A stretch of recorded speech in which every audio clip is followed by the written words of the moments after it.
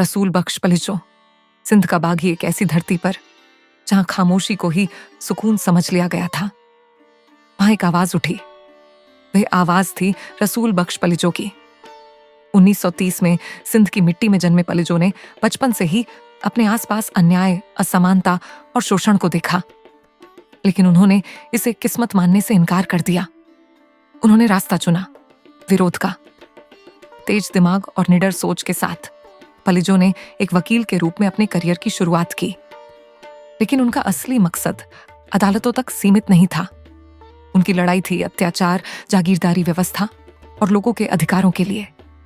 उनकी आवाज में ताकत थी, उनके शब्दों में आग थी और उनका संदेश साफ था, सबके लिए इंसाफ। समय के साथ उनका संघर्ष एक आंदोलन बन गया। पलिचो सिंध की वामपंथी राजनीति का एक मजबूत चेहरा बनकर उभरे। उन्होंने लोकतंत्र, बराबरी और मेहनतकश लोगों के हक की बात की। अपने विचारों को एक दिशा देने के लिए उन्होंने अवामी तहरीक की स्थापना की, एक ऐसा मंच जिसने आम लोगों को आवाज दी और अन्याय के खिलाफ खड़े होने का साहस दिया। लेकिन उनका संघर्ष यहीं नहीं रुका। जब समाज में महिलाओं की आवाज दबाई जाती थी, तब पलिचो ने एक ऐतिहासिक कदम उठाया। उन्होंने सिंधियानी तहरीक की नींव रखी, एक ऐसा आंदोलन जिसने महिलाओं को अपने अधिकारों के लिए खड़ा होना सिखाया।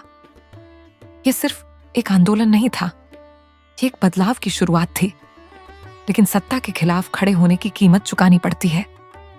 अपने विचारों और संघर्ष की वजह से पलिचो को 11 साल से ज्यादा जेल में बिताने पड़े।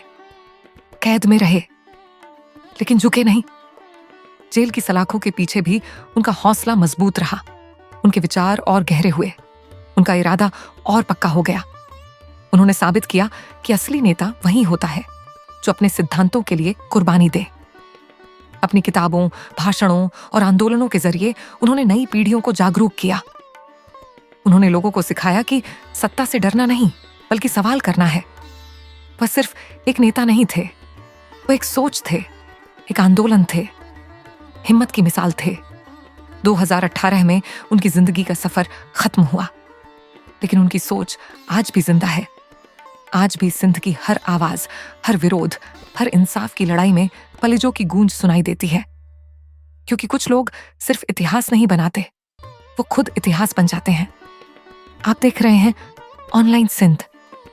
ये डॉक्यूमेंट्री शाहजाद लशारी द्वारा बनाई गई है। ऐसी और दमदार डॉक्यूमेंट्री के लिए लाइक, शेयर और सब्सक्राइब करें।